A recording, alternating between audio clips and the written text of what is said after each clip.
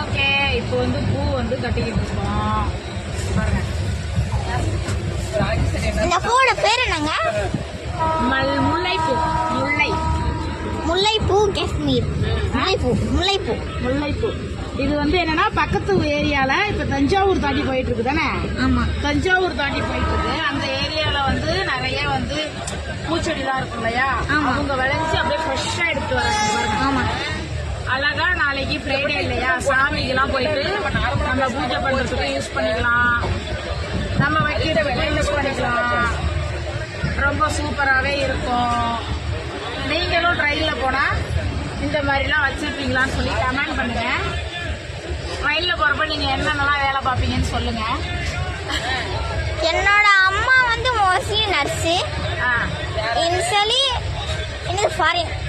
Okay, இப்போ நம்ம பூ பார்க்கலாம் வாங்க. பூ நல்லா திறந்துருக்கு பாருங்க.